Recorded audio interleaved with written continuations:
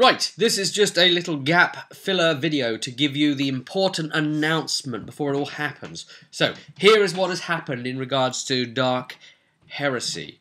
The GM Laurie, as the result of happenings that you probably should have seen as a result of session 17, you can see the vidcast on the channel, he is no longer the GM of our Dark Heresy campaign. No more. So, we have a new GM in town. It's one of the players. The one that in the live sessions you will have seen his face censored. He's the one that knows the most about the 40k universe anyway, has the most experience with it. So it's the person who effectively should have been GMing it anyway. But when the time came for us to actually start Dark Heresy altogether, he'd been out of roleplay gaming for quite a bit anyway, so it didn't seem right to just throw him straight into the GMing thing. And because Laurie had GM'd sort of a Warhammer-based game before, being Wolfrub, and he didn't really enjoy that and kind of screwed it up as well, there was kind of no one else, because I wasn't quite ready to take it on, it being Warhammer 40k universe.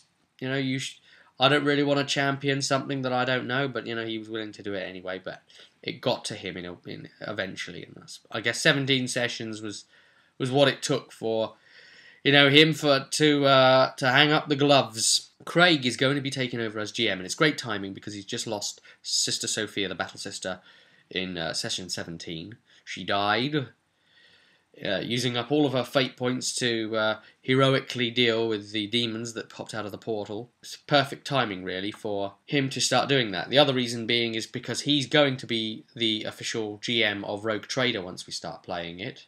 News on that when it comes, guys, and possibly be doing coverage on that as well, and introducing you to who we'll be playing and that sort of thing.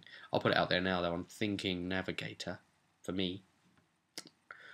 Ooh, you had an exclusive there, guys. It would have its own playlist, different to this one.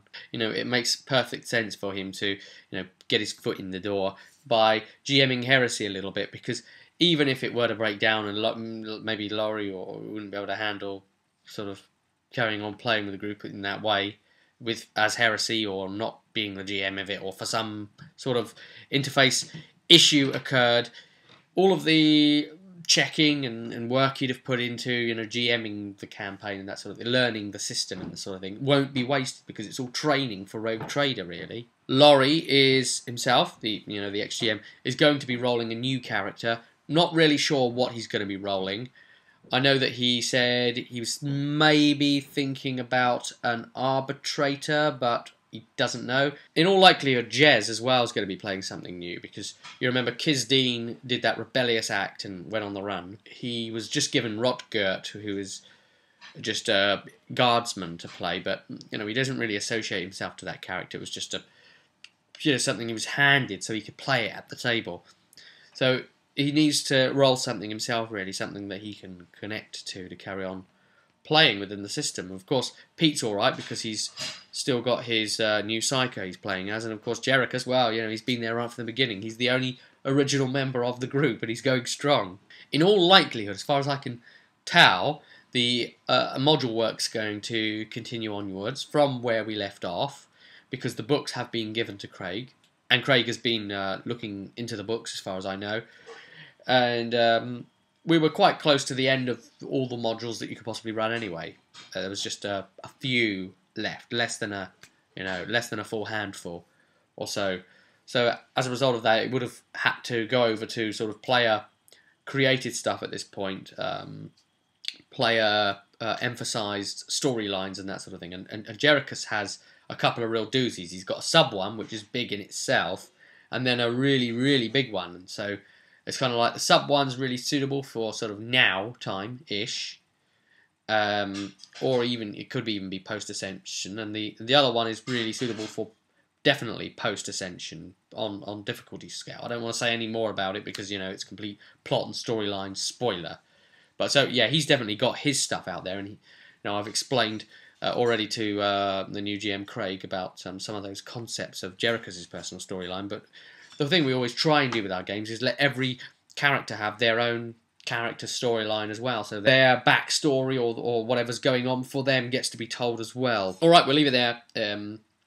Just the changing of things happening there. This is the video announcing that from session 17. We'll probably be carrying on with a session 17, probably carrying on with the coverage of the game. I can't really see a reason why not. Hopefully with the same format, hopefully with Laurie still just commenting on it generally. Of course, he won't be the GM of it, but you know, he'll be in a pretty good position to be able to talk about it as a ex-GM and sort of the trials, tribulations, hassles, the pressures, the difficulties, and we'll just be talking about, you know, how it went in the honest way and reviewing the modules as we always do, letting you know what happened, guys.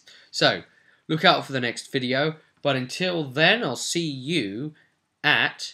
Go on, what do you think I'm going to say here? What do you think I'm going to say? You know this by now, right? Table.